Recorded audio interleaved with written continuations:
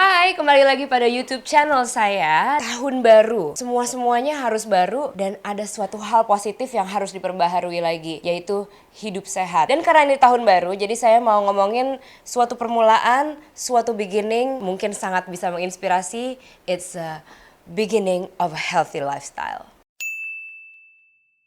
Saya tahu banget selama ini banyak orang yang bertanya-tanya di luaran sana, kenapa sih Hanin tiba-tiba jadi olahraga banget? Kenapa sih Hanin tiba-tiba jadi, wah kayaknya health concern banget? Kenapa sih tiba-tiba dia jadi kayak Xena Warrior Princess?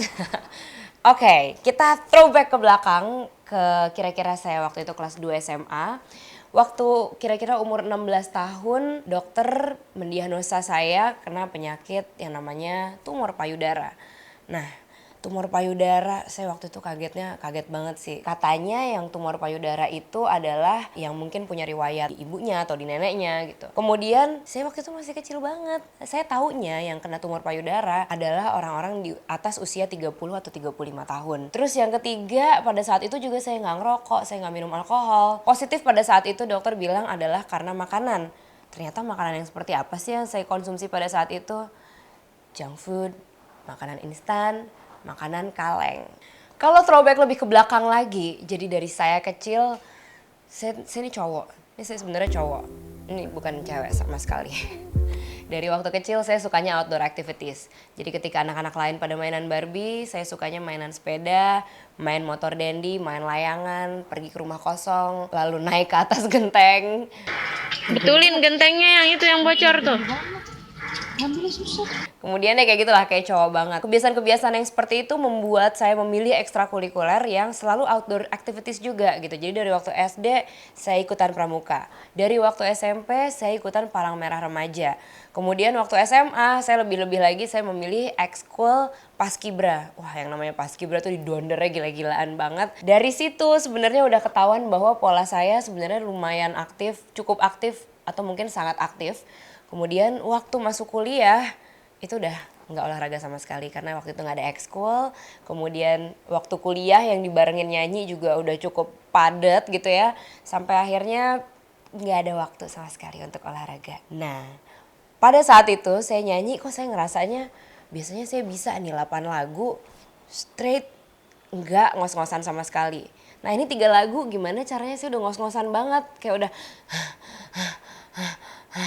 kemudian habis itu nyanyi lagi gitu terus. Baru 3 lagu udah ngos-ngosan padahal saya kan nyanyinya nggak pakai dance sama sekali gitu. Jadi saya bingung banget.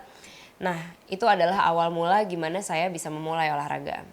Awal mulanya saya olahraga itu adalah pertama kali saya mau nyanyi waktu itu di acara Java Jazz dan saya bilang ke diri saya nih, Din lo butuh olahraga. Olahraga apa yang kira-kira bisa lo pilih terus bisa nge-boost stamina lo dengan kurun waktu yang gak terlalu lama gitu. Olahraga yang pertama saya pilih adalah Muay Thai. Dan setelah saya jalanin 3 bulan Muay Thai, waktu itu saya nyanyi di Java Jazz 12 lagu nonstop dan kuat, lari ke sana ke sini dengan stamina yang oke banget. Itu saya sendiri juga nggak percaya, itu the magic of doing sports and exercise. Setelah 3 bulan, saya pikir ini kayaknya saya benar-benar memang harus total gitu ya. Karena saya sendiri orangnya ngantukan banget.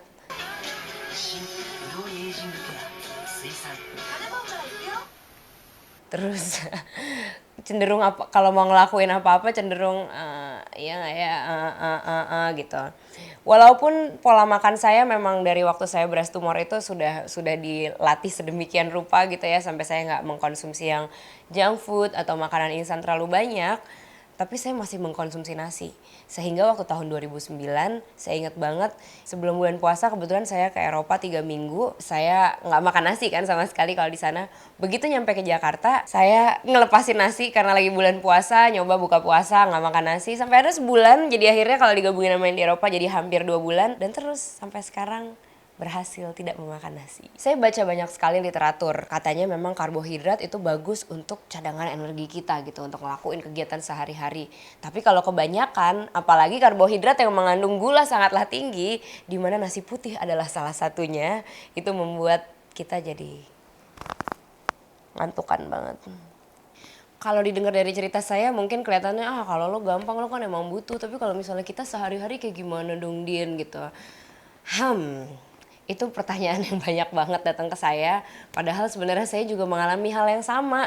Waktu awal-awal olahraga gimana sih Din caranya supaya kayak lagi tidur terus bisa kayak ayo buruan olahraga sekarang juga. Oke, here's some tips. No thinking. Jangan dipikirin bahwa kamu mau olahraga.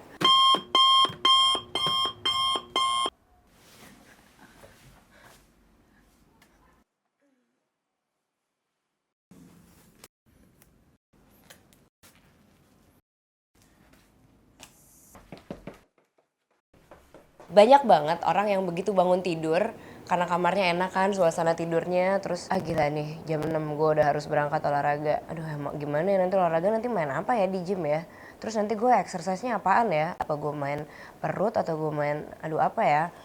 Itu udah memakan waktu sekitar 15 menit sendiri. Kemudian pergi, pas di jalan foto dulu di jalan, selfie, upload di Path.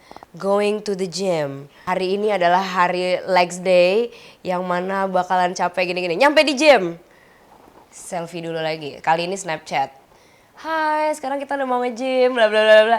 Itu udah makan waktu sejam sendiri, man, dari tadi. Nah, sebaiknya no thinking. Jadi begitu bangun tidur, kalau bisa sepatu olahraga udah ada di samping kamu, atau baju olahraga udah dibawa tidur.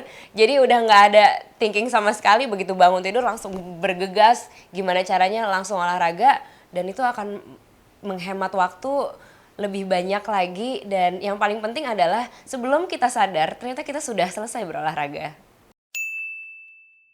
Salah satu hal yang paling penting untuk bisa membuat semangat ketika berolahraga, percaya atau enggak, adalah find a good partner.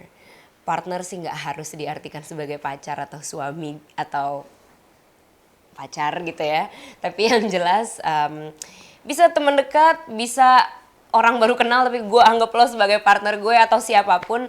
Pokoknya kita harus punya partner yang bikin kita sama-sama semangat gitu. Jadi ketika kita lagi males banget, partner lo udah nyampe di gym. Din, gue udah sampai di gym nih, lo jam berapa mau nyampe sini? Mau nggak mau kita kan akan terus ke sana gitu. Kemudian ketika kita udah lagi berpis misalnya terus ngos-ngosan banget, gila mau 10 aja susah banget, gue baru 3. Ayo dong, gue udah 10 nih gitu. Begitu kita ngeliat partner kita, oh iya ternyata kayak gitu. Jadi yang namanya partner itu akan selalu saling mengisi. Kalaupun nggak saling mengisi, ketika dia sangatlah kompetitif orangnya, even better. Karena kita bisa merasa ada semacam dorongan dan semangat supaya kita bisa jadi seperti dia atau malah ngelebihin dia. Nah itu dia sedikit cerita dan tips dari saya. Jadi jangan takut kalau misalnya di tahun-tahun sebelumnya kamu masih belum bisa berolahraga, masih belum mampu. Tapi yang penting di tahun 2016 ini saatnya. Gak ada sama sekali kata-kata terlambat karena saya dulunya juga cemen banget, parah gak bisa olahraga sama sekali. Tapi semoga dengan jalanin semuanya tadi, you can be Zina too.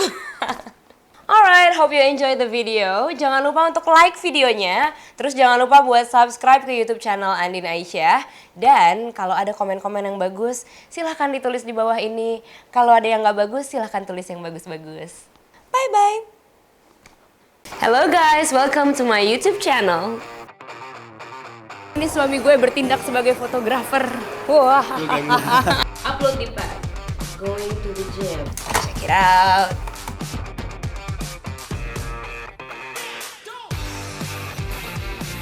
Bye-bye.